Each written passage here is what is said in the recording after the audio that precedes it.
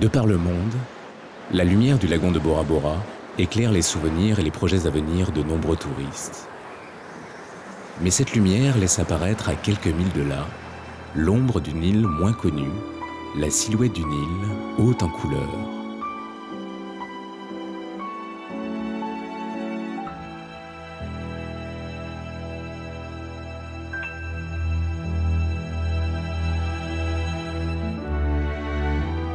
Située à 315 km de Tahiti et seulement 40 km de Bora Bora, Maupiti est l'une des plus belles îles de la Polynésie. Entourée de 5 grands motus, les falaises de basalte de l'île séparent un lagon aux 1000 dégradés de bleu.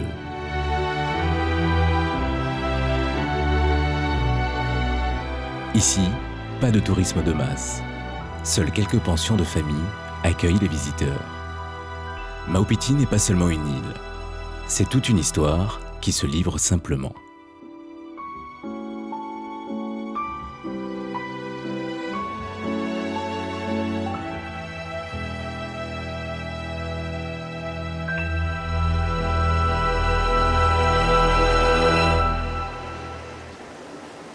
À la pointe nord de l'île, sur le motu Pae'o, un petit panneau de bois vous indique tout de suite qu'ici, il n'y a pas de question à se poser. On aime cette île et on veut le faire savoir. Nous sommes chez Tiati et Thérèse.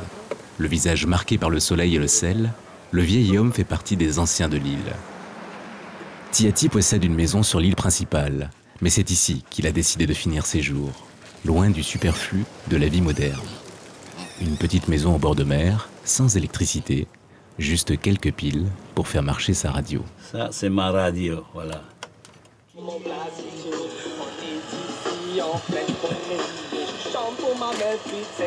Ici, c'est la salle de bain. On s'est baigné là. C'est la douche. Voilà.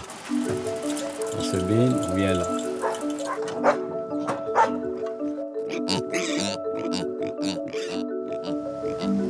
Une douche en plein air, un garde-manger et un petit potager travaillé sur une terre aride. Les tomates, des concombres, on sont crus, avec le lait de coco, c'est bon. C'est bon pour la santé. Une cuisine faite de récupération qui donne sur une grande cocotteraie. Des panneaux tressés de feuilles de cocotier en guise de cloison, réalisés avec sa femme. Il faut la femme qui vient aider aussi à son mari. Il ne faut pas que le mari seul qui fait ça. Il faut que les deux travaillent ensemble. C'est la vie, on est content alors qu'on est ensemble. C'est l'amour. Tiati est un poète de la vie. Il profite aujourd'hui de son temps pour prendre le temps. Prendre le temps de prendre son ukulélé et chanter une ode à son île en accompagnant les derniers rayons du soleil.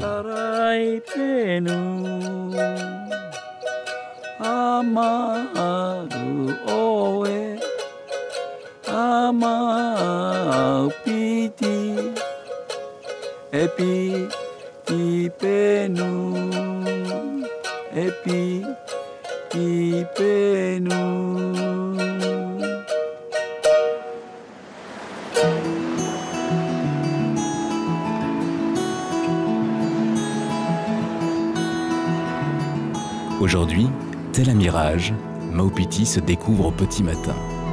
Seul le bruit d'une petite embarcation se fait entendre. Ce sont les enfants des motus qui rejoignent l'île pour commencer une nouvelle journée d'école.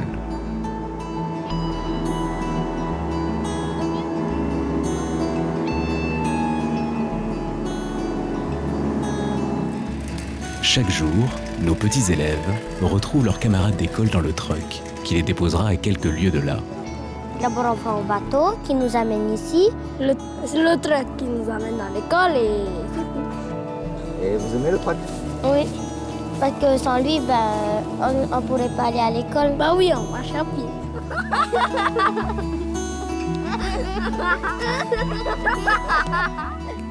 Maupiti possède 2 écoles.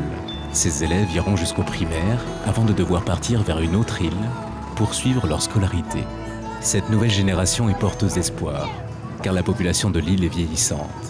En effet, aujourd'hui, les jeunes ont tendance à partir sur Tahiti pour découvrir l'autre vie. Il y a au moins 68 élèves qui doivent monter dans ce train. École maternelle plus primaire. Là, on est dans la cour de l'école primaire de Montpiti.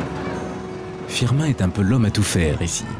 Ce matin, chauffeur de truck, il changera de camion dans quelques heures pour ravitailler la population en eau. Mais il est également gardien du savoir des légendes de l'île. Un homme passionné qui ne loupe pas une occasion de se raconter. Là, d'abord, ça c'est la coco sèche, que je vais décortiquer. Et après, je vais casser avec la main. L'histoire de la coco, il y a une femme et son chien. Ce sont des gardiens de l'île. La femme s'appelle Hapore et le chien s'appelle Mataura. Le jour, c'est la femme qui surveille, qui protège, qui garde l'île, hein, l'île de Montpiti. Et quand la nuit arrive, c'est le chien qui doit prendre la relève. Donc d'abord, il faut nourrir le chien et c'est ça sa nourriture. Elle casse la coco, elle râpe et elle donne au chien pour que le chien se mette en forme pour la surveillance de l'île. Il faut que tu comptes 1, 2, 3, c'est pour bien voir. Hein? Allez, vas-y. 1, 2, 3. Et là, tu bois. C'est très très bon. Maupiti est une terre de légende, une terre d'histoire que l'on se passe de génération en génération. Tous les îles, chacun son histoire. Hein? Pourquoi on dit Maupiti? Il y a une mère ici, c'est la maman. C'est tout à fait le plus haut sommet de Maupiti. Hein? C'est la maman. Elle a 2 enfants, 2 jumeaux. Le garçon s'appelle Hotuparao et la fille s'appelle Hotua.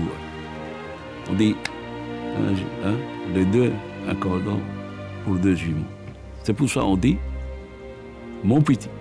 On parle de 2 jumeaux. Si chaque île a son histoire, chaque île a également son emblème. Et Maupiti ne déroge pas à la règle. Mais attention, pour Tiati, il y a les faux et les vrais pénous. Sur le pénou, il y a 3 machins là. C'est-à-dire que la maman et les 2 enfants, les 2 jumeaux. Ça, c'est le vrai pénou. Il y en a qui font de trucs là, du pointe là. Ça, c'est fait seulement comme ça. C'est là. C'est le caillou. Celui qui a fait ce pénou là, et il met 3 pics. C'est-à-dire que la maman et les 2 jumeaux. Mais les 2 pics là, c'est cassé. Parce que c'est tombé. Il reste un pic, c'est la maman qui reste. Mais le pénou, c'est beaucoup de choses à faire. C'est pour écraser l'oignon, l'ail, ou le médicament, ou le mahan, comme le taro, la manioc. Ça, on va utiliser ça. On va y aller, on va continuer.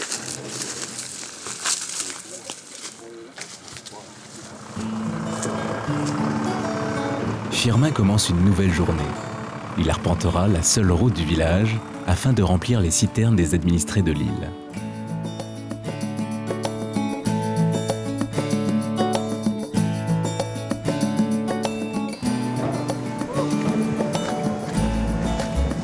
Firmin, tu fais quoi là? Là, je suis en train de remplir la citerne. De la bouche d'incendie. L'eau est précieuse dans les îles. Firmin est donc un peu le sauveur en ces temps de sécheresse. Sauveur, non, pas trop. J'aime pas trop ce mot-là. Hein. Aider, oui. Aider les gens, partager, donner un peu ce qu'ils veulent. Et surtout, c'est protéger son île. et essayer de garder l'authenticité de cette île à travers sa culture, hein, sa coutume. C'est le partage. Et dans le partage, si tu as besoin de quelque chose, il y a d'autres aussi qui partageront. Comme ça, il y a la convivialité entre la population. Firmin est un homme passionné. Il aime ce qu'il fait, mais par-dessus tout, il aime raconter les légendes de l'île aux gens de passage. Alors, en attendant que la citerne se remplisse, il nous convie à découvrir celle d'un drôle de caillou. Là, c'est une pierre, c'est un caillou conque. D'où il y a quelqu'un, il n'y a que lui qui doit utiliser cette pierre pour rassembler la population. Donc c'est un caillou conque. On souffle dans le trou qui est là, le son part, c'est l'écho, hein? Il part dans la montagne et c'est la montagne qui diffuse le son dans le village. C'est ce que vous allez entendre maintenant.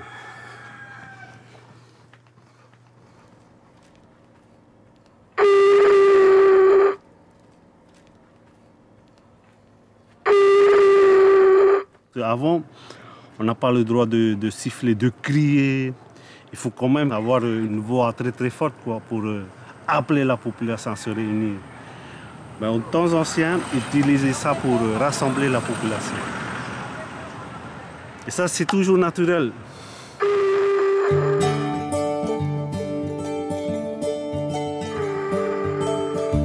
Comme beaucoup d'îles de Polynésie, à Maupiti, on vit essentiellement de la pêche et de la culture du copra. Mais une des spécificités d'ici, c'est la pastèque. Rino vit sur ce motu avec sa famille. Il est agriculteur. Il possède plusieurs parcelles où il fait pousser concombres et autres tomates. Mais son activité principale reste la culture de la pastèque.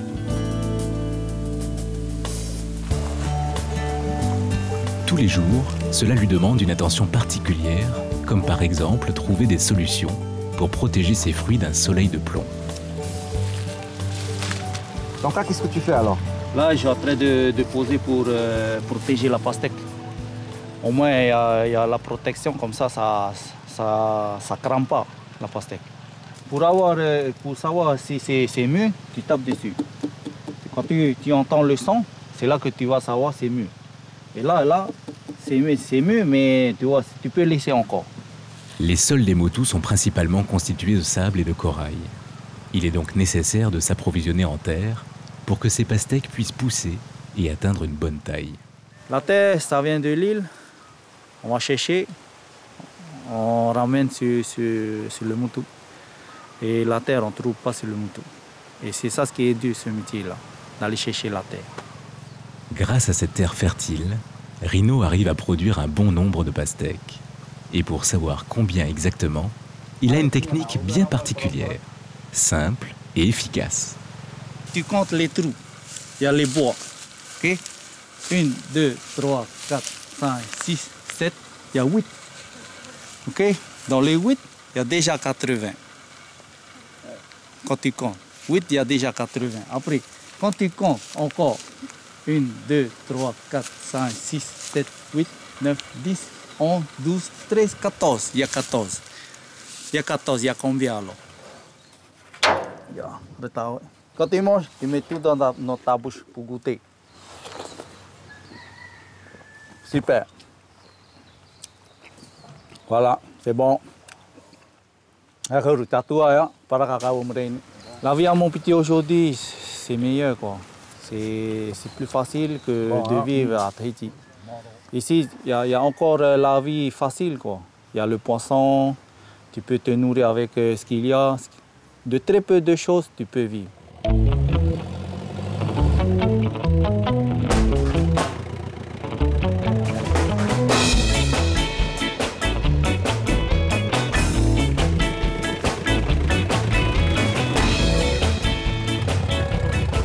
Durant toute la journée, Rino va parcourir ses champs. Car ici, il y a toujours quelque chose à faire. Sa mission du jour, couper les feuilles de cocotier qui empêchent le soleil d'arriver jusqu'aux jeunes pousses. Alors, on pourrait se demander pourquoi, dans ces cas-là, il ne serait pas plus facile de couper carrément le cocotier. Sa réponse montre bien l'état d'esprit des gens de ces îles. Le copra. Le coco, on laisse pour eux pour faire le copra. C'est ça, on taille juste ça, après on laisse. Il faut partager, il faut savoir partager avec les autres. Et voilà. Ok, allez, en avant. Partager, c'est un mot que vous entendrez souvent en Maupiti. Le partage est important dans la culture polynésienne. Il permet de rendre des conditions de vie parfois difficiles un peu plus douces. Aujourd'hui comme hier, inlassablement, petit bout par petit bout, un peu d'eau quotidienne fera que demain, les habitants de Tahiti pourront se régaler de ces pastèques venus de si loin. Mais avant de fournir les étals de Papeete, les fruits de son labeur profiteront d'abord aux collectivités de son île.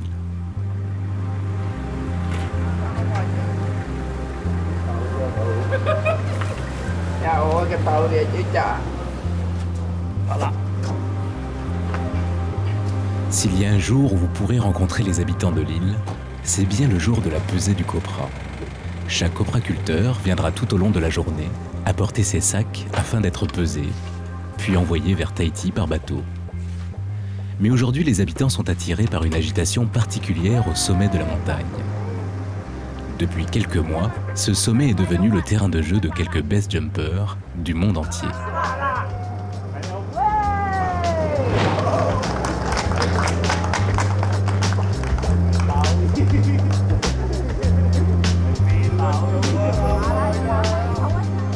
J'ai envie d'essayer là. Comme je fais un peu de kite, alors l'adrénaline, ça me donne envie, quoi. Il y a une attraction touristique. Voilà, en plus, comme c'est chez nous, c'est pas long à monter, 45 minutes. Je peux faire ça tous les jours, hein. Quand je me lève le matin, quoi. Ah ouais, excellent, excellent.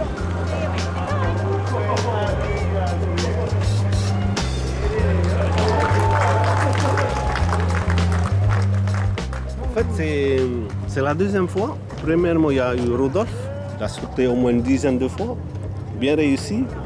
Et là, ce sont des Anglais qui commencent à venir. Et nous pensons aussi que, vu la falaise de cette montagne, c'est impossible. Mais là, ils ont essayé de sauter quand même et c'est une grande réussite. Et pour nous aussi, c'est la joie immense pour cette île. Et je pense aussi que Maupiti sera réputé des sauts en parachute. Mais avant cela, la vie continue. Et chacun reprend ses tâches avec la bonne humeur qui caractérise cette île.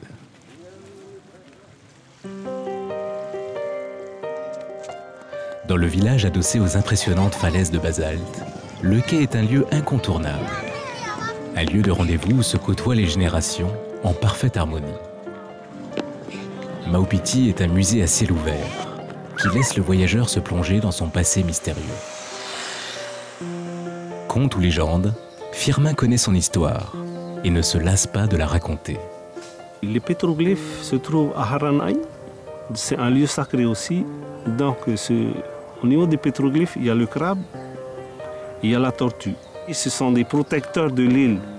Parce qu'autrefois, les Maoris, les Polynésiens, sont tous voyageurs, navigateurs sur la mer. Et le crabe et la tortue se connectent, se communiquent ensemble.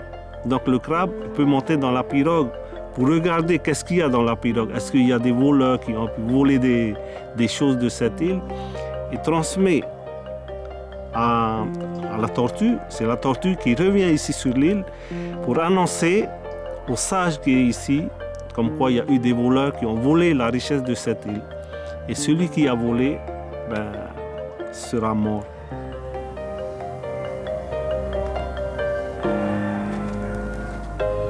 L'île fourmille de petits marae familiaux. Mais ici, nous sommes sur le seul marae communautaire. On raconte que 9 rois de tout le Pacifique ont été intronisés sur ce site sacré. Voilà, ça c'est une empreinte de pied droit. Et juste devant nous, dans cette direction, son pied gauche. Là. L'écart de ses pieds mesure environ 5 mètres. Là, on a multiplié un peu par 2 pour essayer de retrouver la taille de cet homme. Multiplié par 2, environ 9-10 mètres de haut. Et c'est le grand guerrier qui surveille ce lieu sacré. Et lui s'appelle Tetoanui Fa'ateretere Chi'o Maurua. Il a laissé aussi ses empreintes de ses orteils. Rien que le pouce, c'est mon pied. Et au niveau des marailles, ici à Maupiti, il y a au moins 122 marailles. Donc sur l'île, dans le lagon et sur les motos. Il y en a il y a un grand marais aussi au milieu de la passe. Avant, pour accéder à venir à l'intérieur, il faut qu'il y ait le respect avant de rentrer à l'intérieur. Donc il faut demander la permission d'entrer. Mais sinon, les vagues déferleront, c'est comme si la porte d'entrée de cette île est en train de fermer. Maupiti doit sûrement sa tranquillité à cette seule passe réputée dangereuse. De violents courants marins n'en permettent l'accès qu'à certaines heures de la journée, et bon nombre de navigateurs ont fini de rosser sur le récif pour avoir voulu la défier. Il faut demander la permission à la passe qui s'appelle Onoya. Il y a une femme qui surveille aussi avec son chien cette passe-là. C'est ce que la légende nous dit, nous raconte. Sur le Motu Pae'o, loin du tumulte de la passe, Tiati continue tranquillement son travail quotidien. Le concombre, le melon. Voilà. Si tu ne travailles pas, eh ben, ça ne donne pas du bien.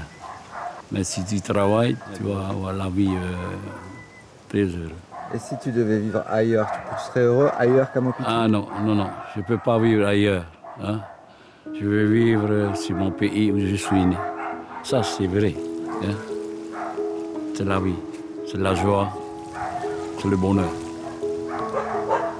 C'est l'amour aussi. S'il y a de l'amour, ah, on est content. S'il n'y a pas d'amour, on n'est pas content. Tiati, le vieil homme à la rudesse de l'expression, à la poésie des mots. Quand j'ai fui là, derrière, je passe là devant. On voyait le paysage, les gens qui viennent en bateau et les gens qui vont à la pêche dehors du récif. Je vois le coucher du soleil, je vois la baleine qui saute. Hein? Ça, c'est mon cinéma. Hein? Mon cinéma. La nuit, les étoiles, la lune, les nuages aussi, comme les murmures des vagues. C'est ça. Oui.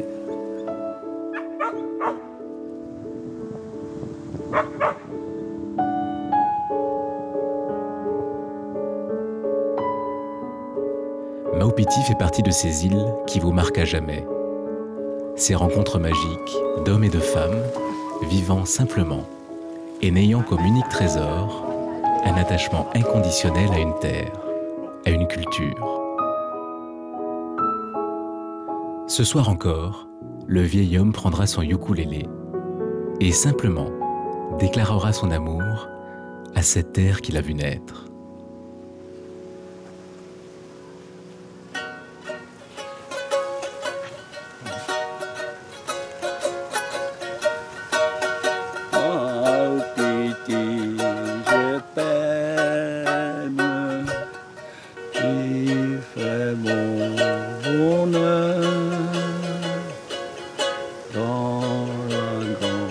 Suprême.